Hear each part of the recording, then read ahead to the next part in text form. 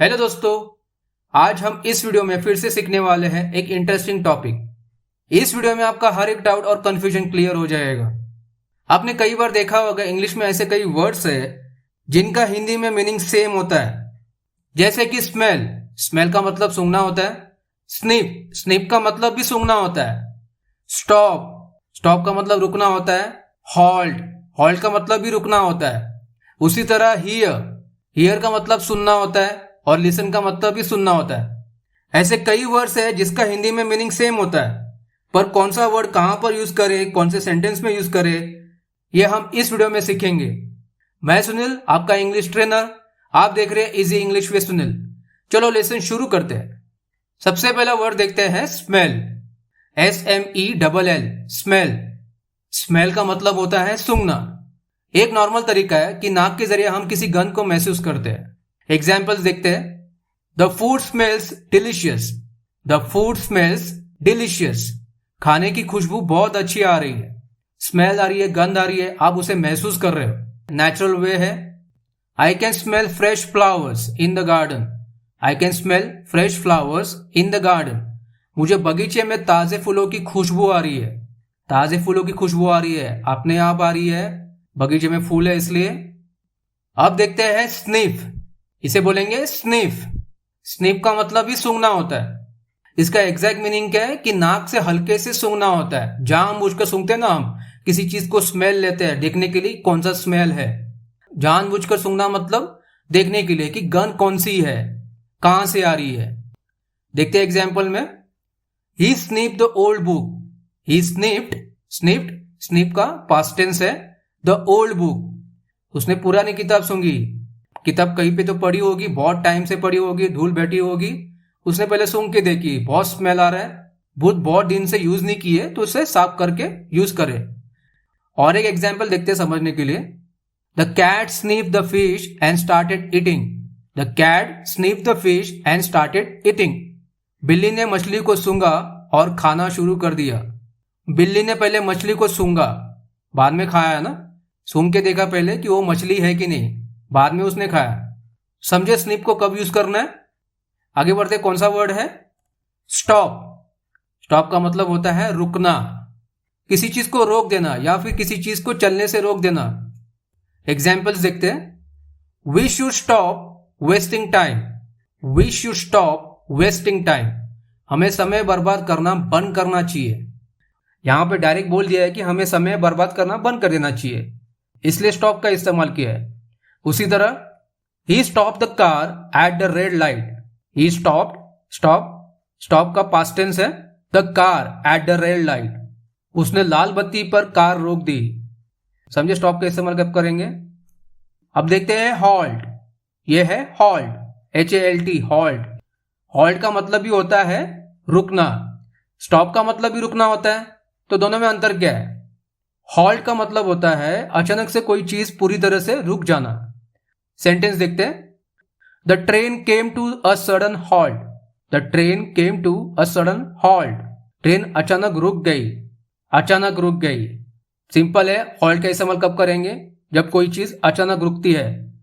उसी तरह the police order the car to halt, the police order the car to halt. Police ने car को रुकने का आदेश दिया। इमीडिएट रुक जाओ, तुरंत रुक जाओ।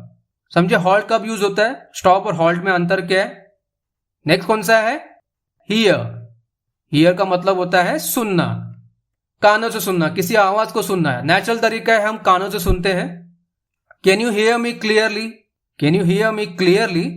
क्या तुम मुझे साफ सुन सकते हो। एक व्यक्ति दूसरे व्यक्ति को बोल रहा है कि आप मुझे साफ सुन सकते हो क्या, एक नेचुरल वे है।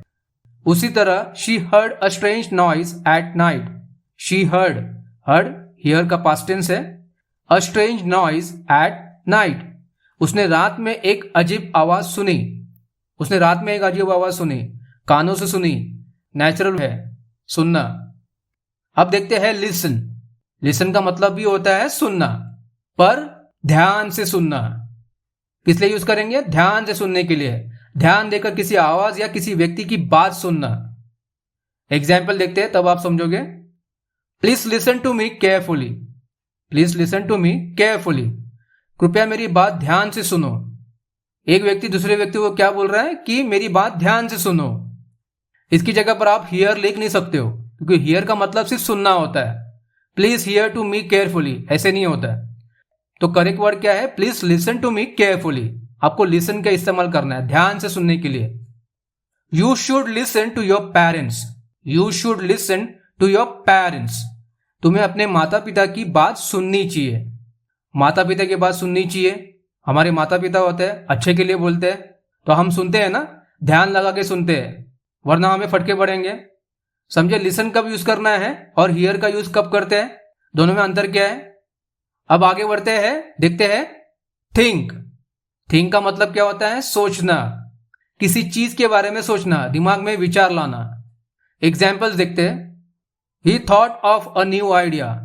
ही थॉट थिंक का पास्ट टेंस है, ऑफ अ न्यू आइडिया। उसने एक नया विचार सोचा। एक नेचुरल वे है, दिमाग में विचार आता है, हम सोचते हैं। She is thinking about her future. She is thinking about her future. वो अपने भविष्य के बारे में सोच रही है। वो अपने भविष्य के बारे में सोच रही है, दिमाग में विचार चल रहा है कि भविष्य में क्या करना है, फ्यूचर के बारे में सोच रही है।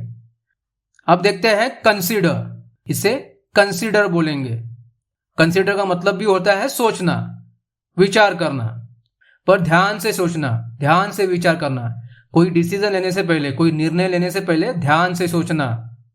एग्जाम्पल्स देखते हैं। We should consider all options. We should consider all options. हमें सभी विकल्पों पर विचार करना चाहिए, सभी ऑप्शन के बारे में सोचना चाहिए। कोई मोबाइल्स हो सकते हैं, मोबाइल्स के ऑप्शंस होंगे, कौन सा मोबाइल लेना है, या फिर करियर के बारे में कौन सा कॉलेज चुनना है। तो हमें कोई निर्णय लेने से पहले, डिसीजन लेने से पहले विचार करना पड़ता है, 100 बार सोचना पड़ता है। तो कंसिडर का यूज कब करेंगे? तब यूज करेंगे। उसी तरह he is considering a new job. He is considering a new job. वो नई नौकरी के बारे में सोच रहा है।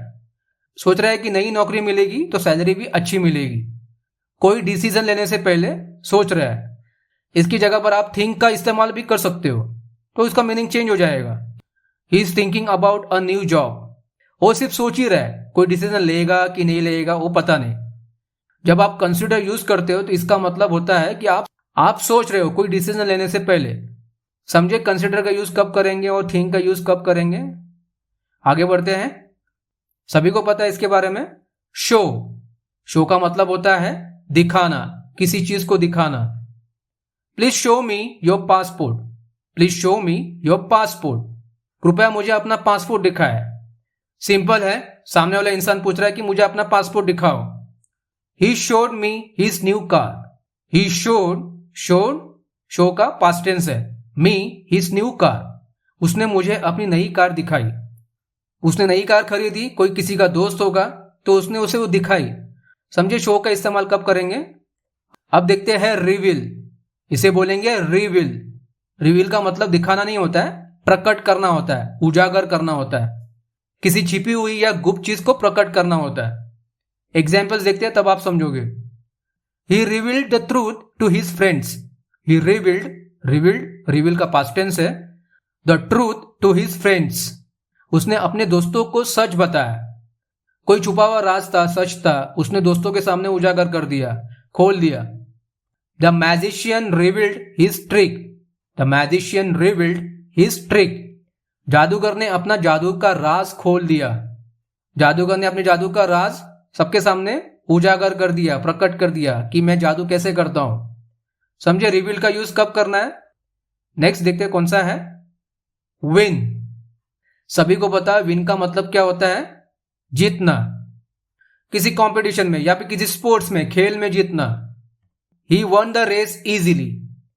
ही वन विन का पास्ट टेंस है, द रेस इजीली। उसने आसानी से दौड़ जीत ली। विन का मतलब जीतना होता है। उसी तरह she wants to win the first prize. She wants to win the first prize. वो प्रथम पुरस्कार जीतना चाहती थी, वो पहला इनाम जीतना चाहती थी। समझे? विन का इस्तेमाल कब करेंगे? जीतने के लिए। अब देखते हैं ये वाला वर्ड। इसे बोलते हैं कॉन्कर। क्या बोलेंगे? कॉन्कर। CONQUER। कॉन्कर। कॉन्कर का मतलब होता है किसी चीज पर विजय पाना, किसी जगह पर विजय पाना, किसी को हराना। एग्जाम्पल्स देखते हैं। The king conquered many lands. The king conquered conquer का पास्ट टेंस है, मेनी लैंड्स। राजा ने कई राज्यों पर विजय प्राप्त की, जगहों पर विजय प्राप्त की, किसी को हराया, बाद में उस जगह पर विजय प्राप्त की। ये हो गया जगह के लिए, किसी को हराने के लिए। और एक चीज के लिए यूज करते हैं, he conquered his fear of heights. He conquered his fear of heights. उसने ऊंचाई के डर पर विजय पाई। ऊंचाई से उसको डर लगता था तो उसने खुद पर विजय प्राप्त की कि डरना नहीं है, कुछ नहीं होगा। समझे? विन का मतलब क्या होता है और कॉन्कर का मतलब क्या होता है, कब यूज करना है कॉन्कर को।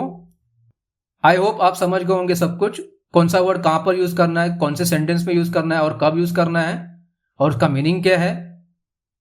सब कुछ क्लियर हो गया होगा। मिलते हैं अगले लेसन में। Till then goodbye and take care.